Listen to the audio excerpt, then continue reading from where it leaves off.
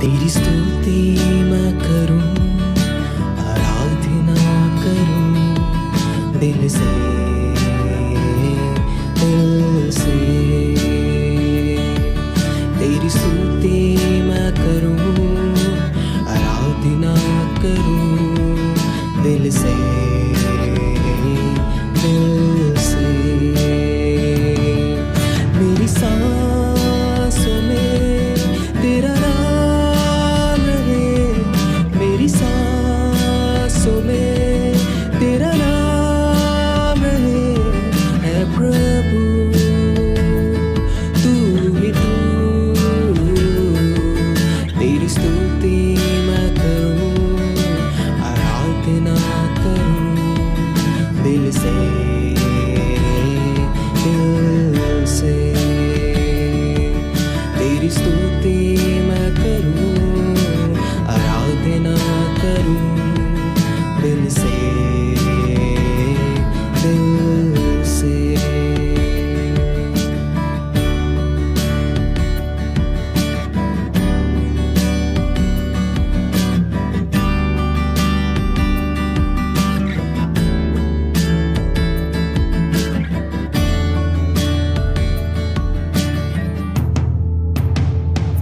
जहाँ मेरी नजर जाए वहाँ तेरी स्तुति हो। जहाँ मेरी नजर जाए वहाँ तेरी स्तुति हो। सारी दुनिया का रखवाला तू, सारी दुनिया का रखवाला तू है यीशु, तू ही तू। तेरी स्तुति मैं करूं, आराधना करूं दिल से, दिल से। तेरी स्तुति मैं करूं, आराधना करूं दिल से, दिल से।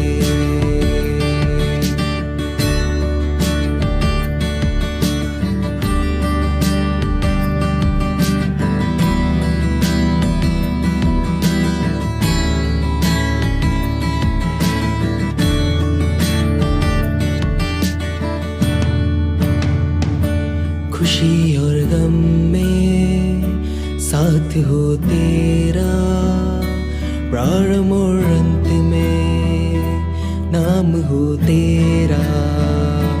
खुशी और गम में साथ हो तेरा, प्रारंभ और अंत में नाम हो तेरा। मेरे जीवन का सहारा तू, मेरे जीवन का सहारा तू है यीशु, तू ही तू। तेरी स्तुति मैं करूं, आराधना करूं दिल से, दिल से। तेरी स्तुति मैं करूं, आराधना करूं दिल से, दिल से।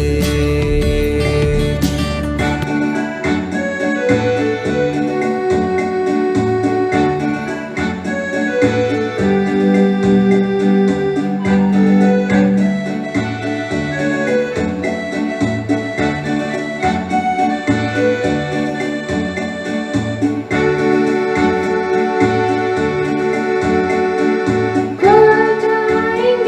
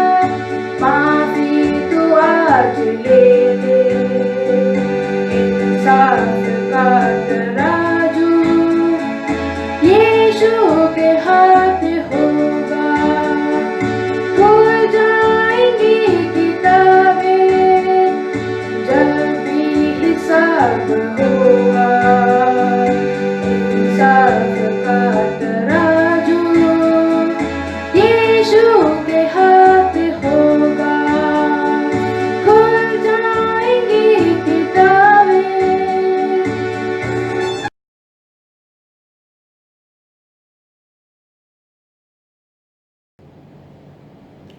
परमेश्वर का धन्यवाद आज के इस सुंदर समय के लिए, रविवारी आराधना के लिए। हम परमेश्वर का धन्यवाद देते हैं कि उसने हमें एक बार फिर ये अवसर प्रदान किया कि हम उसके चरणों में बैठकर उसके वचन के ऊपर मनन कर सकें। प्रभु का धन्यवाद दें कि उसने हमें एक कठिन समय में भी एक आनंदमय आशीषित जीवन दिया है और हम सबों को अपने अपने स्थानों पर सुरक्षित रखा है। मैं धन्यवाद देना चाहता हूँ व्यक्तिगत रूप से आप सबों के लिए। आप सब ने जो प्रार्थनाएं की, जब मैंने अपनी उस परेशानी को आपके साथ शेयर किया अपनी बड़ी बहन के लिए, नीरा के लिए, और परमेश्वर का धन्यवाद हो कि वो पहले से बेहतर है। और आप सब की प्रार्थनाओं के लिए एक बार फिर से मैं धन्यवाद देता हूँ और उस परमेश्वर के लिए धन्यवाद देना चाहता हूँ जिसने हम सब की प्रार्थनाओं का उत्तर दिया। आइए आज की इस आराधना को प्रार्थना के साथ आरंभ करें। मेरे साथ प्रार्थना करें।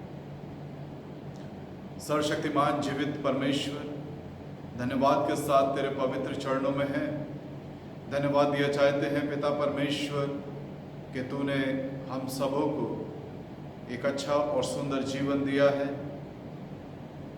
एक ऐसे दौर में प्रभु जबकि लोग बेतरह परेशान हैं, डरे हुए हैं, एक भय के माहौल में जीवन पाया जाता है और पृथ्वी के एक छोर से दूसरे छोर तक तमाम जनजीवन अस्त व्यस्त हो चुका है। हम प्रार्थना करते हैं परमेश्वर अपना अनुग्रह करें, उन तमाम लोगों के साथ हों जिन्होंने अपने प्रियों को खोया है। और हम प्रार्थना करते हैं पिता परमेश्वर ऐसे तमाम लोगों के लिए जो हॉस्पिटलाइज्ड हैं और पिता परमेश्वर अपनी जिंदगी के लिए जद्दोजहद कर रहे हैं। तो बेहतर जानता है पिता परमेश्वर कि जब हम ऐसी सकेती में होते हैं तो तेरी ओर दृष्टि करते हैं और हम धन्यवाद देते हैं कि हम में से बहुतों की प्रार्थनाओं का उत्तर तूने दिया। तेरा धन्यवाद हो प्रभु कि तो हमारी सुनता है, इसलिए नहीं कि हम बहुत धर्मी हैं, परंतु इसलिए कि तो हमसे बेपनाह मोहब्बत करता है, प्यार करता है और बड़ा दयालु है और अपना अनुग्रह हमारे ऊपर करता है। और इसलिए पिता परमेश्वर हम जितना भी धन्यवाद दें वो कम है। हम इसी दौर में जबकि इस महामारी से लोग त्रस्त हैं, अपने देश के लिए हम प्रार्थना करते हैं। हम प्रार्थना करते हैं चाइना के साथ जो भी एक टकराव की स्थिति, एक युद्ध की स्थिति बनी हुई है और हमारे बहुत से सैनिक उसमें हताहत हुए।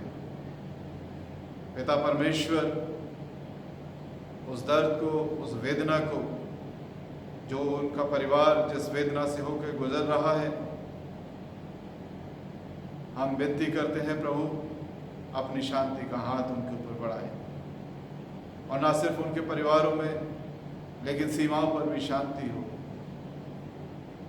इस समय में हम सारे देश के नेता इस बात को सोच सकें कि ये ज़रूरत इस बात की नहीं है इस समय कि हम एक दूसरे को नीचा दिखाएं, पर तो ज़रूरत है कि हम अपनी मदद का हाथ एक दूसरे की ओर बढ़ाएं। और इस महामारी में जबकि बहुत से लोग परेशान हैं, कि अपना हाथ बढ़ाकर सहायता कर सकें। प्रभु जी, जो भी वैश्विक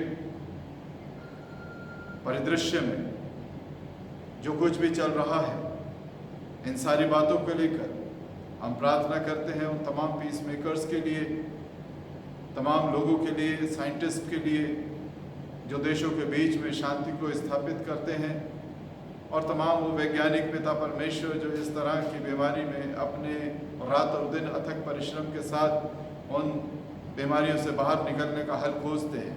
दोनों ही ओर पिता परमेश्वर तेरे अनुग्रह की दृष्टि चाहते हैं और दुआ करते हैं पिता परमेश्वर कि ये भय का माहौल जल्द से जल्द ख़त्म हो।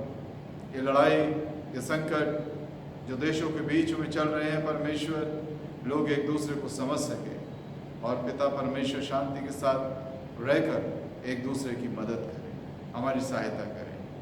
हम प्रार्थना करते हैं शालोम मेथोडिस्ट चर्च के तमाम परिवारों के लिए, तमाम लोगों के लिए। अब तक तूने सबों को संभाला, हम तेरा धन्यवाद देते हैं। आगे भी प्रभु हर एक के साथ हो। हम प्रार्थना किया चाहते हैं पीजीआई में कार्यरत तमाम अपने नर्सिंग स्टाफ के लिए, तमाम और लोगों के लिए प्रभु जो यहाँ कार्यरत हैं और इस कोविड-19 में उनके वो स्पेशल ड्यूटीज़ पर जाते हैं। तो बेहतर जानता है प्रभु कि उन्हें बहुत ज़्यादा सुरक्षा की आवश्यकता है। प्रभु जी, हम उनके लिए प्रार्थना करते हैं कि अपनी सुरक्षा का हाथ उनके ऊपर बढ़ाएं। वे तमाम लोग जो इस समय ड्यूटीज़ दे पर हैं और आने वाले समय में अपनी ड्यूटीज़ पर जाएंगे, हर एक के साथ हों और अपनी सुरक्षा दायरे में, अपने पवित्र लहू के दायरे में उनको बनाए रखें। परमेश्वर तू सहायक हो। हम प्रार्थना करते हैं प्रभु पिता परमेश्वर बच्चों के लिए जो पढ़ रहे हैं, पिता परमेश्वर बुद्धि ज्ञान समझ से परिपूर्ण करें। जब वे अपनी क्लासेस ऑनलाइन अटेंड करते हैं, प्रभु जी उन्हें समझ प्रदान करें। और जो लोग किसी भी तरह के इम्तिहानात की तैयारी कर रहे थे और जो डिले हो रहा है, इन सारी बातों में पिता परमेश्वर हर एक को समझ प्रदान करें और सब्र दें और वो तैयारी करते रहें, जिससे कि आने वाले समय में बेहतर तरीके से आगे बढ़ सकें। प्रभु पिता परमेश्वर, एक बार फिर तेरा धन्यवाद इस सुंदर समय के लिए, प्रार्थनाओं के उत्तर के लिए हम तेरा धन्यवाद देते हैं। और धन्यवाद के साथ आज की इस आराधना को तेरे सामर्थ्य हाथों में सौंपते हुए प्रार्थना अपने उद्धारकर्ता प्रभु यीशु मसीह के जीवित, पवित्र और सामर्थ्य नाम में मांग लेते हैं, आमीन। सो परमेश्वर का धन्यवाद कि उसने हमें अवसर दिया कि एक दूसरे के साथ हम एक बार फिर से परमेश्वर के वचन की ओर देख सकें, उसे समझ सकें। और जो आज का मनन का हिस्सा है वो पाया जाता है मीका की किताब, उसका 5वां अध्याय, उसके कुछ पदों को हम देखेंगे। मीका, भविष्यवक्ता मीका की किताब मेरे साथ निकाल लीजिए और उसके 5वें अध्याय को और उसके पहले कुछ आयतों को हम देखेंगे। यहाँ इस तरह से वर्णन है, अब हे बहुत दलों की स्वामिनी, दल बांध बांध कर इकट्ठी हो, क्योंकि उसने हम लोगों को घेर लिया है। वे इस्राएल के न्याय के गाल पर सोटा मारेंगे। हे बैतलहम एफ्राता, यदि तू ऐसा छोटा है और यहूदा के हजारों में गिना नहीं जाता, तो भी तुझ में से मेरे लिए एक पुरुष निकलेगा जो इस्राएलियों में प्रभुता करने वाला होगा। और उसका निकलना प्राचीन काल से वरन अनादिकाल से होता आया है। इस कारण वो उनको उस समय तक त्यागे रहेगा जब तक जच्चा उत्पन्न ना करे। तब इस्राएलियों के पास उसके बचे हुए भाई लौटकर उनसे मिल जाएंगे। परमेश्वर अपने वचन के पढ़े और सुने जाने पर आशीष दे, आमीन। सो हम सब लोग मनन कर रहे हैं मीका भविष्यवक्ता की इस किताब पर। और जैसा कि हम सब जानते हैं तो लगातार हम इन माइनर प्रॉफिट्स के ऊपर बातचीत कर रहे हैं कि यही वे भविष्यवक्ता हैं जिन्होंने तमाम उन संकट के विषय में लोगों से बातचीत की और न सिर्फ उस आने वाले संकट से उनको सचेत किया या उनको बताया, बल्कि उसी के साथ साथ एक शुभ संदेश भी, वे भविष्यवाणियां भी हम यहाँ पर बीच बीच में पाते हैं, जो आने वाले समय के लिए उस कठिन समय से निकलकर एक खुशनुमा माहौल में कैसे वो आगे बढ़ेंगे, एक शांति के समय में कैसे आगे बढ़ेंगे, एक बहुतायत के समय में कैसे वे आगे बढ़ेंगे, और वो कौन कौन से कारण होंगे, किस तरह से और कहाँ से वो शुभ समाचार उनको आनंदित करेगा, उसके विषय में हमें यहाँ पर दिखाई देता है। वे संकट की भी बात करते हैं और उस संकट से उभरने की भी बात करते हैं, और ये जरूरी है। बात ये आसान हो सकती है कि हम किसी को बताएं कि कितना बड़ा संकट है, लेकिन उससे बड़ी बात ये हो सकती है कि उस संकट से पार कैसे पाया जा सकता है, उस संकट से कब निकला जा सकता है। वो संकट मेरे और आपके लिए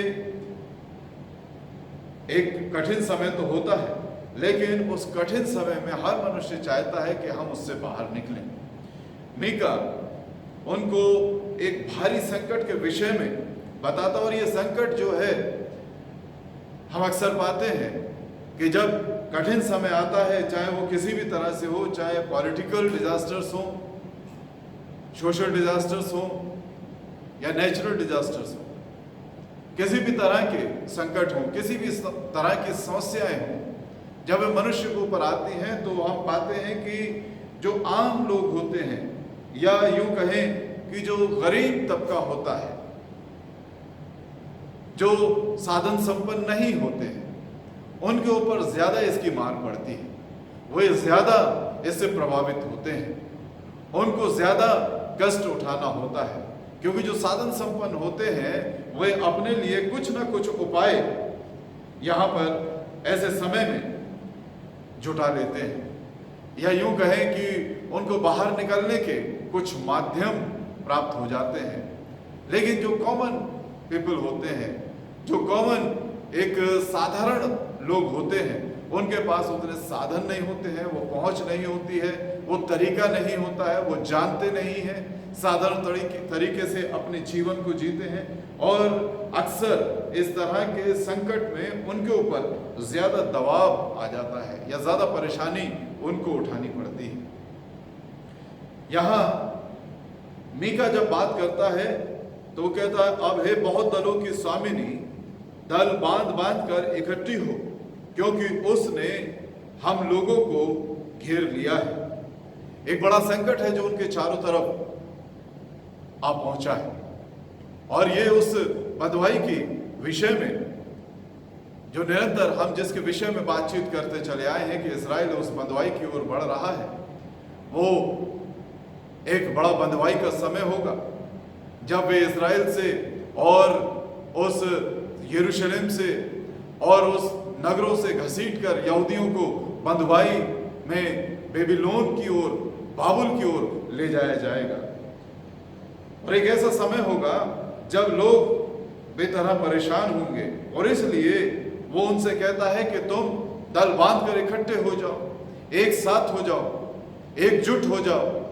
और इसके मायने होते हैं जब भविष्यवक्ता उनसे कहता है कि दल बांध कर इकट्ठे हो जाओ, और जब इस तरह से हम एक दूसरे के साथ होते हैं तो साहस होता है, एक हिम्मत होती है, और न सिर्फ एक इस बात का एहसास होता है कि हम संख्या में हो गए हैं, लेकिन बहुत सी और बातें उसके साथ निकल कर आती हैं। उनमें कुछ लोग होते हैं जो प्रार्थना करने वाले होते हैं, कुछ लोग होते हैं जो ढांढस देने वाले होते हैं, कुछ लोग होते हैं जो पुरुषार्थ करने वाले होते हैं, यानी कि जो ताकतवर जवान लोग हैं वो उनकी रक्षा कर सकते हैं। यानी कि जब हम एक साथ इकट्ठे होते हैं तो बहुत से ऐसे माध्यम पैदा हो जाते हैं जब हम अपने उन संकट से बाहर निकल सकते हैं या उपाय खोज सकते हैं। अकेले रहकर हम हतोत्साहित हो सकते हैं, परेशान हो सकते हैं, निराश हो सकते हैं, और इसलिए एकजुट होने के लिए परमेश्वर का दास उनसे कहता है कि तुम जो अलग अलग रहते हो एक साथ हो जाओ। और हम सब जानते हैं कि परमेश्वर हमेशा ये चाहता है कि हम मिलजुल कर आपस में प्यार से रहें, एक साथ रहें, एक दूसरे को उत्साहित करें, एक दूसरे की मदद करें।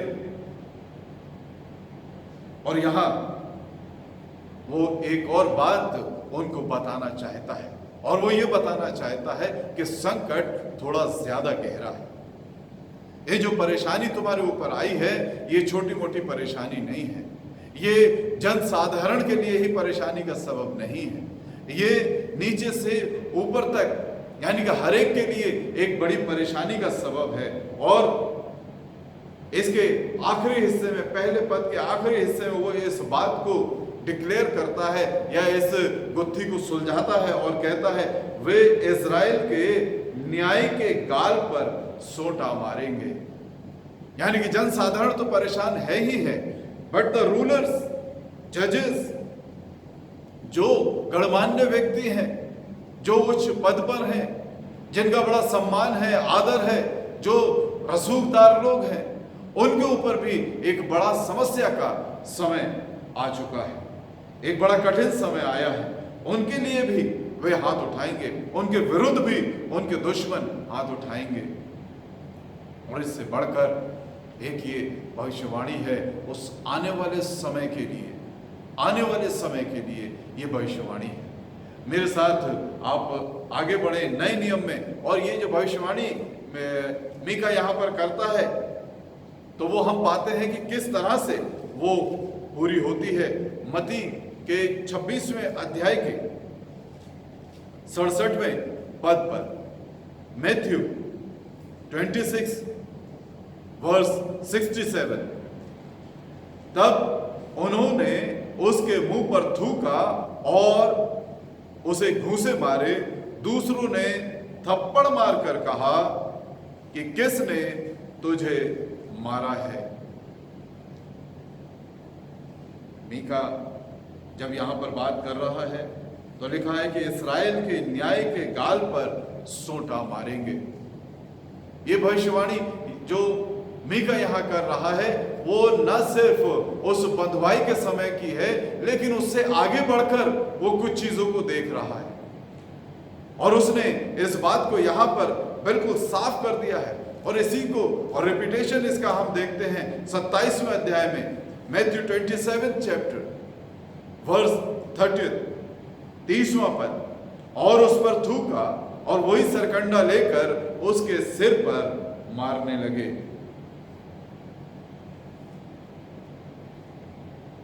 कभी कभी हमें ऐसा लगता है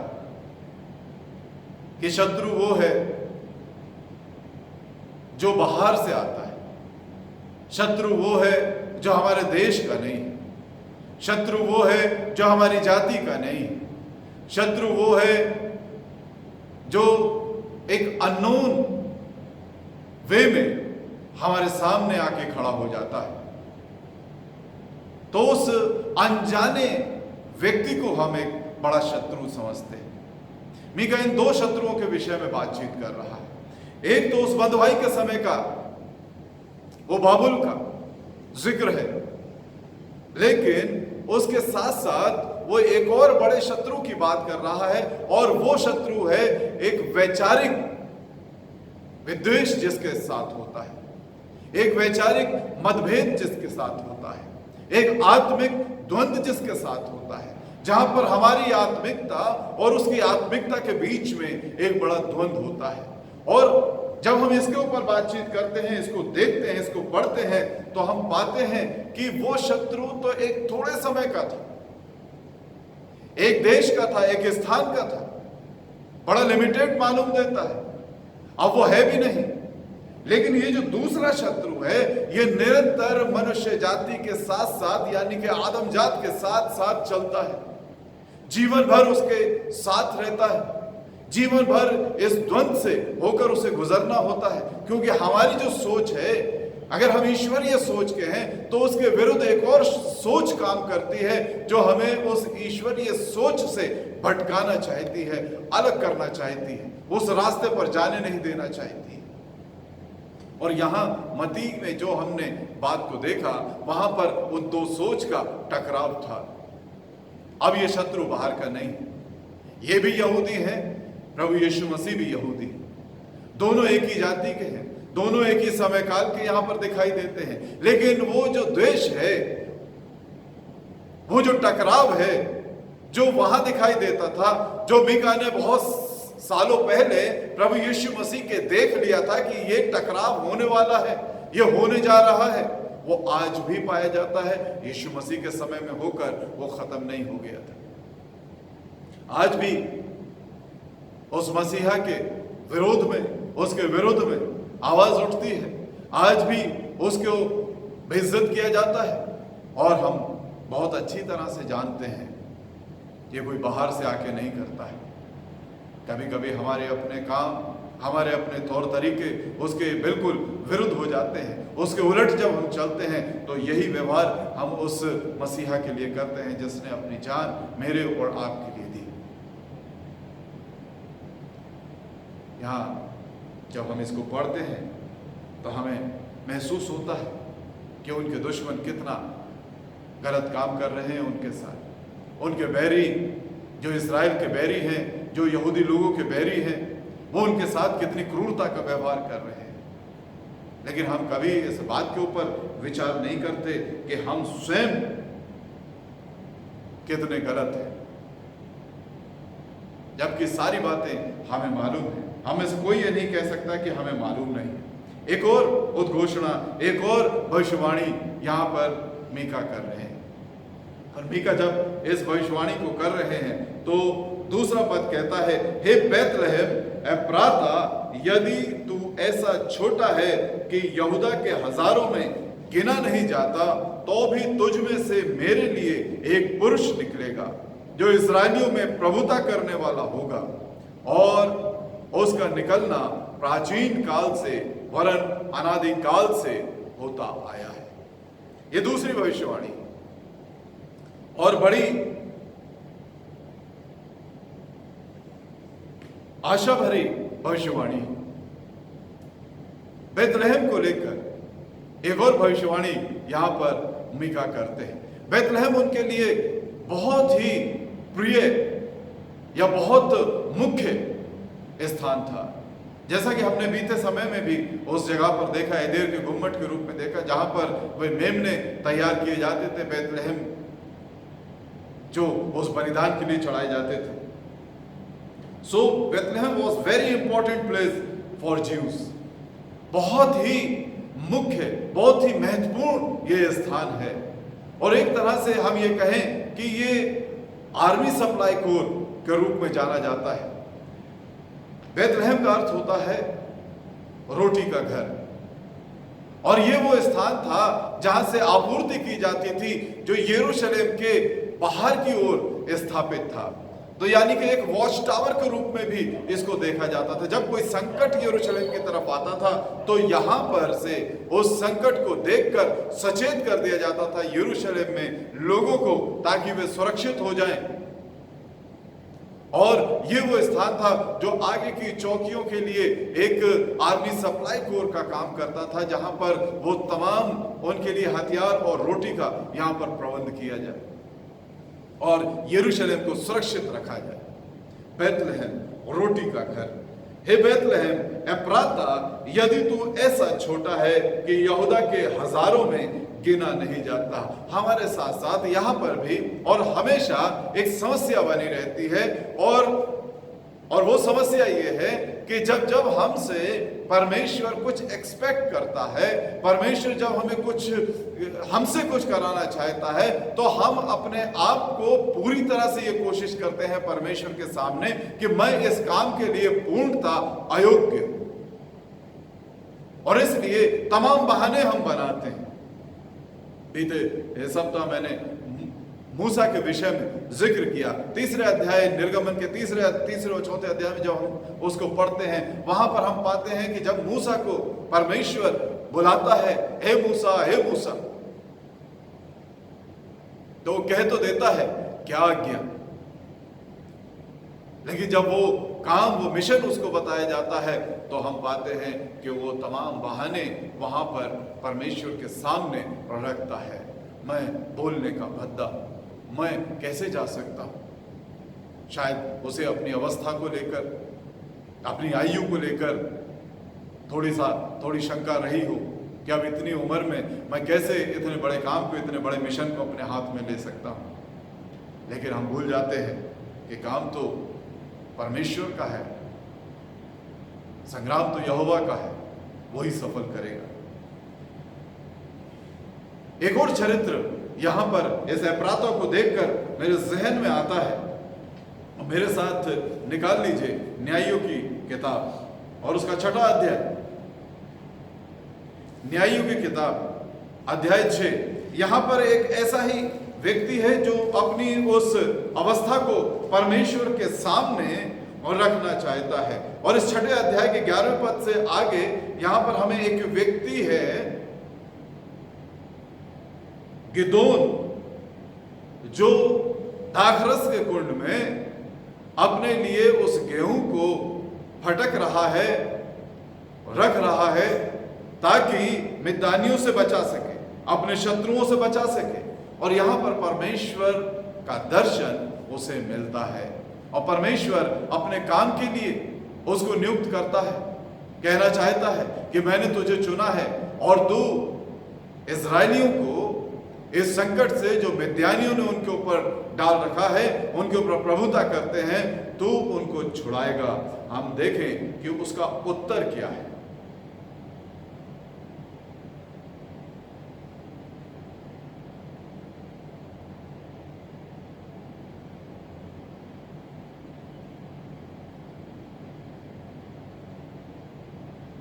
वो कहता है, हे मेरे प्रभु विनती सुन, यदि यहोवा हमारे संग होता तो हम पर यह विपत्ति क्यों पड़ती, हम पर यह विपत्ति क्यों पड़ती। वो पूरी तरह से निराशा में डूबा हुआ है। उसे यह महसूस हो रहा है कि अब परमेश्वर हमारे साथ नहीं है। स्वयं परमेश्वर उससे बातचीत कर रहे हैं और वो परमेश्वर को उत्तर दे रहा है कि अगर तू हमारे साथ होता तो हम पर यह विपत्ति क्यों पड़ती।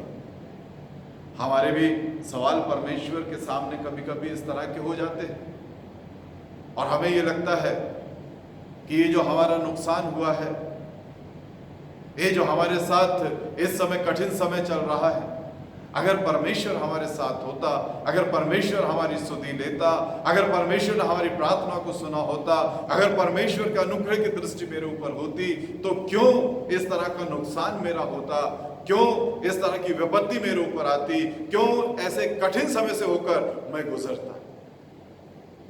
सवाल कुछ वाजिब मालूम देता है, कुछ सही दिखाई देता है। गिदोन के दृष्टिकोण से या मेरे और आपके दृष्टिकोण से अगर हम इस सवाल को परमेश्वर के सामने रखें कि बंधुआई का समय, कठिन समय, हम खेती करें और कोई लूट कर ले जाए, हम जोड़ें, हम मेहनत करें, हमारे परिश्रम से हम कुछ जुटाएं और वो ऐसे ही चला जाए, अगर परमेश्वर हमारी ओर है तो इतना नुकसान, इतना विपत्ति का समय हमारे ऊपर क्यों आता है। बात तो सही है, लेकिन हम भूल जाते हैं अपने बीते समय में हमने ना सही कुछ हमारे बड़ों ने कुछ ऐसे काम किए होते हैं जो निरंतर हमारे साथ साथ उस विपत्ति के रूप में बने रहते हैं। बेशक गिदोन ने शायद उस तरह से पाप ना किए हो, गिदोन ने परमेश्वर की आज्ञा का उल्लंघन उतना ना किया हो, लेकिन उसके पुरखाओं ने जरूर परमेश्वर की आज्ञाओं का उल्लंघन, क्योंकि जब हम न्यायियों की पुस्तक पढ़ते हैं तो यहां पर हम निरंतर इस बात को पाते हैं कि न्याय आते थे, छुटकारा होता था, शांति का समय आता था और उसके बाद जब वो न्याय उनके बीच में खत्म हो जाता था तो वो फिर अपनी बुरी चाल चलने लगते थे और फिर परमेश्वर उन्हें दंड देने के लिए उन्हें उनके शत्रुओं के हाथ में कर देता था और फिर एक न्याय उठ खड़ा होता था। और अब समय है कि वो परमेश्वर चाहता है कि गिदोन खड़ा हो जाए। परमेश्वर बार बार किसी को भेजता है, परमेश्वर बार बार प्रयास करता है, परमेश्वर बार बार चाहता है अपने लोगों के माध्यम से, अपने प्रयासों के माध्यम से कि मैं और आप उस परमेश्वर के प्रेम को समझ सकें। लेकिन हमें जब परमेश्वर उस मिशन के लिए चुनता है, उस काम के लिए चुनता है, तो हमारे पास बड़े बहाने होते हैं। और आगे चलकर वो कुछ और भी कहता है। वो कहता है 15वें पद में, हे मेरे प्रभु विनती सुन, मैं इस्राएल को कैसे छुड़ाऊं? देख मेरा कुल मनुष्य में सबसे कंगाल है और मैं अपने पिता के घराने में सबसे छोटा हूं। मैं कंगाल भी हूं, मैं छोटा भी हूं, मैं निराश भी हूं, मैं हताश भी हूं, मैं डरा हुआ भी हूं, पर तो भी परमेश्वर ये कहना चाहता है, ऐ छोटे झुंड मत डर कि प्रभु को भाया तुझे राज्य दे। ऐ छोटे झुंड मत डर कि प्रभु की ये इच्छा है कि वो राज्य हमें मिले, और इसलिए साहस करना होगा। परमेश्वर उससे कहता है 16वें पद में, निश्चय मैं तेरे संग रहूंगा, इसलिए तू मिद्यानियों को ऐसा मार लेगा जैसा एक मनुष्य को। और हम पाते हैं वो परमेश्वर के सामने कुछ बातों को रखता है। वो उनको रखता है कि एक रात ये भीग जाए और बाकी हिस्सा सूखा रहे, वो उसकी वंशा पूरी करता है परमेश्वर। दूसरी रात वो कहता है ठीक है एक रात तो भिगा दिया, अब आज की रात सूखा रखना और चारों तरफ ओस गिराना। परमेश्वर उस बात को भी मान लेता है और वो पाता है दूसरे दिन सुबह उठ के अगले दिन कि वो रोई जो है वो सूखी है और तमाम चारों ओर ओस गिरी हुई है। तमाम तरह से हम परमेश्वर को परखते हैं।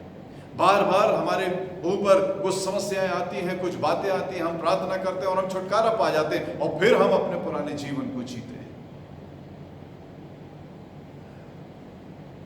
लेकिन उसका प्रेम इतना बड़ा है कि वो बार बार मेरे और आपके लिए काम करता है। और हम पाते हैं यहाँ पर जो परमेश्वर ने उससे कहा मिद्यानियों को ऐसा मार लेगा जैसा एक मनुष्य को, और ये फिर परमेश्वर की बात को मानकर आगे बढ़ता है। आगे के हिस्सों में जब आप इन 3-4 अध्यायों को पढ़ते हैं 9वें अध्याय तक, तो हम पाते हैं कि उसने उद्घोषणा कर दी, तुरी फूंक दिया, एक बिगुल बजा दिया कि हम मिद्यानियों के विरुद्ध खड़े होंगे, एकजुट होंगे। एक छोटा सा झुंड, एक छोटा सा निराश हताश व्यक्ति जो डरा हुआ था, रात के अंधेरे में काम कर रहा था, और जब हजारों की संख्या में लोग उसके पास इकट्ठे होते हैं कि हाँ हम मिद्यानियों के विरुद्ध युद्ध करेंगे, तो परमेश्वर उससे कहता है इन हजारों की जरूरत नहीं है, मुझे तो कुछ लोगों की जरूरत है। और ऐसे लोग जो अनट्रेंड हो, ऐसे लोग जो ये ना कहें कि हमने अपनी बुद्धि अपनी युक्ति से इस युद्ध को जीता है। अगर ये हजारों लोग आगे बढ़कर उन मिद्यानियों को मारेंगे तो कल को कहेंगे, परमेश्वर गिदोन को बताता है, कल को कहेंगे हमने अपनी सामर्थ्य से अपनी युक्ति से इस युद्ध को जीत लिया है।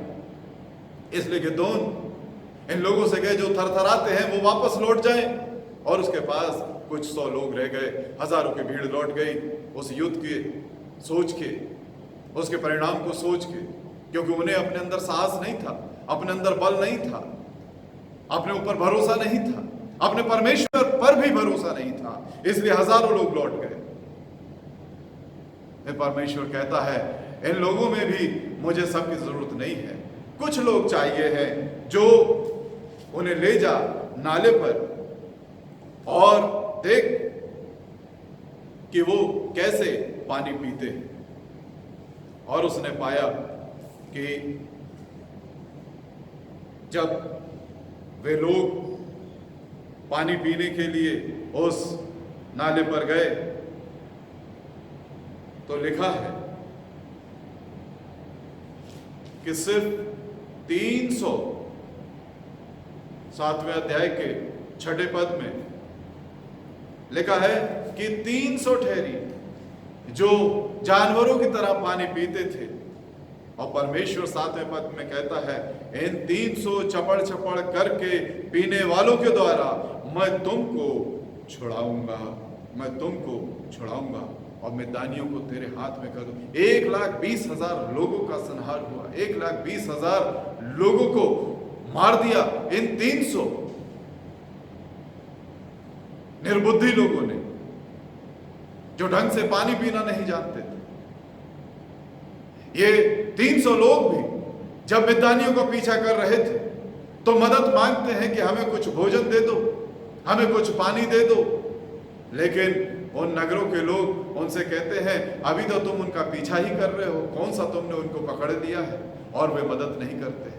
हम इसको पढ़ते हैं तो हम पाते हैं कोई मदद उनके पास नहीं आती है सिवाय परमेश्वर के। परमेश्वर उनके साथ साथ बना रहा और वे उन लोगों को मारकर, अपने शत्रुओं को मारकर वापस आते हैं और परमेश्वर अपना अनुग्रह उनके ऊपर करता है। परमेश्वर अपना अनुग्रह गिदोन के ऊपर करता है, अपनी आशीषों से उसे परिपूर्ण करता है। 70 बेटे उसको देता है और उसके जीवन भर 40 साल तक उस देश में चैन बना रहता है।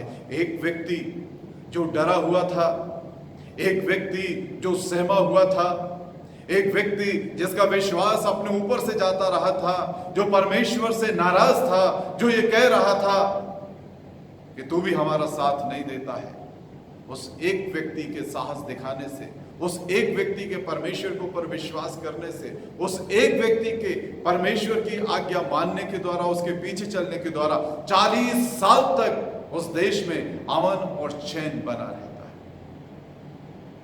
और इसीलिए मीका यहां पर उन लोगों से कहना चाहता है, हे बैतलहम एफ्राता, यदि तू ऐसा छोटा है कि यहूदा के हजारों में गिना नहीं जाता। ये बैतलहम बहुत महत्वपूर्ण है इन लोगों के लिए। 16वें अध्याय के पहले ही पद में शमूएल को भेजता है। पहला शमूएल 16वें अध्याय के पहले पद में जब परमेश्वर शाऊल से नाराज हो जाता है और अपने योग्य उसे नहीं समझता है, शमूएल से कहता है, बैतलहम वासी यिशै के घर जा और वहां पर मैंने एक व्यक्ति को चुना है जो आने वाले समय में इस्राएल के ऊपर राज्य करेगा। और ये व्यक्ति और कोई नहीं, दाऊद था। लेकिन यहां पर हम एक और भविष्यवाणी है, क्योंकि दाऊद का समय तो बीत चुका है मीका के समय। दाऊद तो राज्य करके खत्म हो चुका है, अपने पुरखाओं के साथ सो चुका है। फिर ये कौन है? हे बैतलहम एफ्राता, यदि तू ऐसा छोटा है कि यहूदा के हजारों में गिना नहीं जाता, तो भी तुझ में से मेरे लिए एक पुरुष निकलेगा। ये भविष्यवाणी भी पूरी होती है। ये भविष्यवाणी भी प्रभु यीशु मसीह के जीवन में, इस संसार में आने पर पूरी होती है। मत्ती 2 और 6 में इस बात को लिखा गया है। जब प्रभु यीशु मसीह का जन्म कहां होना चाहिए, इस बात के विषय में हेरोदेस बड़ा चिंतित हुआ कि कहां पर उसको पैदा होना चाहिए, कहां मसीह का जन्म होना चाहिए। और जब किताबें खोली गई तो यह हिस्सा उनके सामने आता है और पढ़कर सुनाया जाता है। 5वें पद से आगे मैं पढ़ता हूं, यहूदियों के बैतलहम में, क्योंकि भविष्यवक्ताओं के द्वारा यूं लिखा गया है, बैतलहम तू जो यहूदा के प्रदेश में है, तू किसी भी रीति से यहूदा के अधिकारियों में सबसे छोटा नहीं, क्योंकि तुझ में से एक अधिपति निकलेगा जो मेरी प्रजा इज़राइल की रखवाली करेगा। तुझ में से एक अधिपति निकलेगा। ये पढ़कर उसे सुनाया गया, हेरोदेस को बताया गया कि एक अधिपति का जन्म होगा।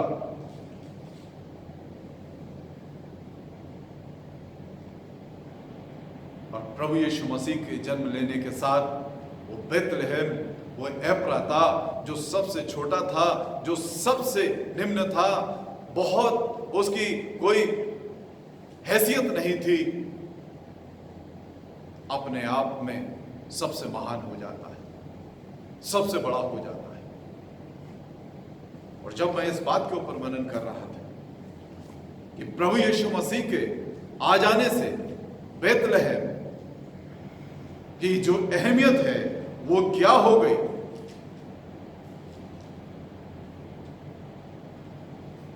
मैं विचार कर रहा था कि प्रभु यीशु मसीह का जीवन में आना एक साधारण व्यक्ति को असाधारण बना देता है। जो ही प्रभु यीशु मसीह जीवन में आता है, एक साधारण जीवन असाधारण हो जाता है।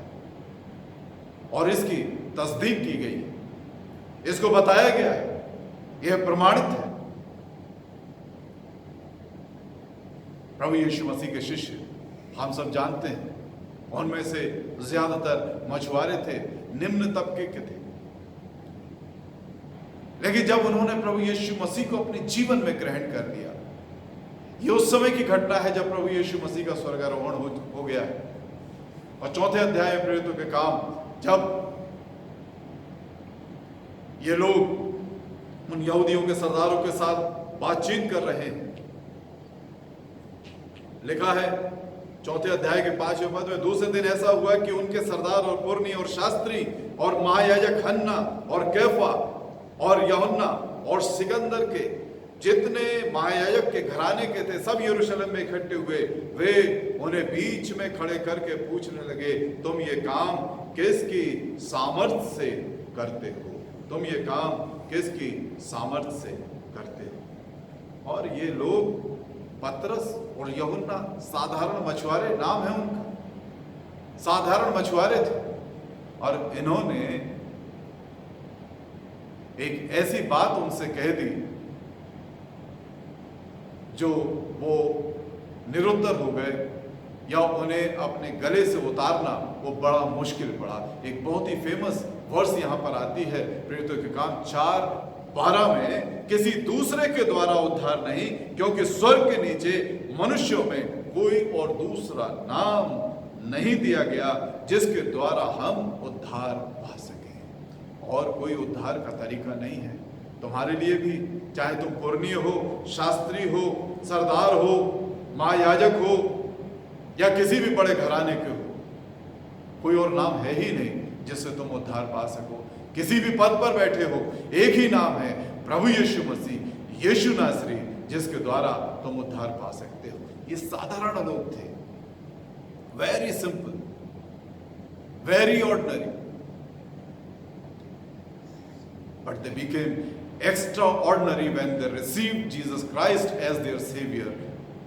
जब उन्होंने प्रभु यीशु मसीह को अपने उद्धारकर्ता के रूप में स्वीकार कर लिया, he made them extraordinary। परमेश्वर ने उन्हें असाधारण बना दिया। और लिखा है, तस्दीक की गई, मैंने आपसे कहा तस्दीक की गई, प्रमाणित है ये। 13वां पद कहता है, जब उन्होंने पतरस और यूहन्ना का साहस देखा और ये जाना कि ये अनपढ़ और साधारण मनुष्य है, तो आश्चर्य किया। आश्चर्य किस बात का किया? फिर उनको पहचाना कि ये यीशु के साथ रहे हैं। यीशु के साथ होने का ही अर्थ होता है हमारे जीवन में आमूलचूल परिवर्तन हो जाना, सारी जीवन का बदलाव हो जाना, जीवन का बदल जाना। ये साधारण लोग थे, डिग्रियां नहीं थी इनके पास, कोई बहुत किसी कॉलेज में नहीं गए थे, लेकिन यीशु मसीह के साथ रहे। जब हम यीशु मसीह के साथ होते हैं तब जीवन में परिवर्तन आता है। जब यीशु मसीह हमारे जीवन में होता है तब एक बड़ा परिवर्तन जीवन में आता है। तब वो एफ्राता जो छोटा था, जिसकी गिनती नहीं होती थी, जब प्रभु यीशु मसीह ने वहां पर जन्म ले लिया तो वो प्लेस भी एक्स्ट्रा ऑर्डिनरी प्लेस के रूप में जानी जाने लगी। आज बहुत से लोग, हजारों लोग उस जगह पर जाते हैं और अपने आप को खुशनसीब समझते हैं कि हम उस स्थान पर आए हैं जहां पर इस संसार के उद्धारकर्ता ने जन्म लिया, अपनी आंखों को खोला था। परमेश्वर हमारी सहायता करता है। और लिखा है, ये सब कुछ पहले से तय था, तो भी तुझ में से मेरे लिए एक पुरुष निकलेगा जो इजराइलियों में प्रभुता करने वाला होगा, और उसका निकलना प्राचीन काल से वरन अनादि काल से होता आया है। पहले से तय, ये पहले से तय। और इस बात को बहुत सुंदर तरीके से प्रभु यीशु मसीह के एक शिष्य ने अपने सुसमाचार में कहा है। आप मेरा इशारा समझ गए। यूहन्ना रचित सुसमाचार पहला अध्याय। आदि में वचन था और वचन परमेश्वर के साथ था और वचन परमेश्वर था और वचन परमेश्वर था। 14वां पद कहता है और वचन देहधारी हुआ और अनुग्रह और सच्चाई से परिपूर्ण होकर हमारे बीच में डेरा किया और हमने उसकी ऐसी महिमा देखी जैसे पिता के एकलौते की महिमा, जैसे पिता के पहले से तय था प्रभु यीशु मसीह का आना। अब बस एक बात तय करनी है मेरे को और आप, क्या ये प्रभु यीशु मसीह का आना मेरे जीवन में होगा या नहीं। बस इतना तय करना। आप डरे हुए हैं, आप सहमे हुए हैं, घबराए हुए हैं, बहुत विचलित हैं, बहुत छोटा समझते हैं, बहुत साधारण समझते हैं। प्रभु यीशु मसीह को जीवन में लेकर आए और वो परिस्थितियों को असाधारण रूप से मेरे और आपके जीवन को बदल देगा। एक साधारण जीवन असाधारण हो जाएगा। प्रभु हमें आशीषित करे, हम उसमें बने रहें, प्रभु से प्रार्थना करें, उसका आह्वान करें कि वो हमारे जीवनों में दस्तक दे और हम अपने हृदय के द्वारों को खोलें, आमंत्रित करें। आओ प्रभु, मेरा हृदय, मेरा जीवन तेरे लिए तैयार है। दुआ मांगे। सर्वशक्तिमान जीवित परमेश्वर, अनुग्रहकारी दयालु पिता, धन्यवाद के साथ तेरे पवित्र चरणों में है। मेरे परमेश्वर, इस सुंदर समय के लिए, तेरे वचन के लिए प्रभु हम तेरा धन्यवाद देते हैं। तूने हमें एक बार फिर से ये मौका दिया है कि हम तुझे अपने जीवनों में आमंत्रित करें, तुझे बुलाएं और अपने जीवनों के, अपने हृदय का राजा, स्वामी स्वीकार करें और घोषणा करें कि हमारे जीवन का स्वामी हमारा प्रभु यीशु मसीह आए परमेश्वर, ताकि हमारे साधारण जीवन असाधारण हो जाए और ना सिर्फ हम स्वयं बचें, बहुतों के बचने का कारण। एक बार फिर प्रभु हम तेरा धन्यवाद देते हैं तेरे वचन के लिए। एक बार फिर पिता परमेश्वर, तेरे पवित्र चरणों में आकर अपने उन तमाम प्रियों के लिए प्रार्थना करते हैं, उन लोगों के लिए प्रार्थना करते हैं जो इस समय कोविड-19 स्पेशल ड्यूटीज पर हैं। मेरे परमेश्वर, अपनी दुगनी सुरक्षा उन्हें प्रदान करें, अपने पवित्र लहू में उन्हें ढांपें। सारा आदर सम्मान हम तुझे देते हुए प्रार्थना अपने उद्धारकर्ता प्रभु यीशु मसीह के जीवित, पवित्र और सामर्थ्य नाम में होकर मांग लेते हैं, आमीन। अपने स्थानों पर खड़े हो जाएं, आप जहां पर भी हैं, अपने घरों में भी, और प्रभु की आशीष को ग्रहण करें। अब हमारे प्रभु यीशु मसीह का अनुग्रह, परमेश्वर पिता का प्रेम और पवित्र आत्मा की सहभागिता उपस्थित प्रत्येक जन, दुनिया के कुल विश्वासियों पर, शालोम मैसेज चर्च के हर एक परिवार पर अब से लेकर तेरे प्रिय आने तक होती रहे।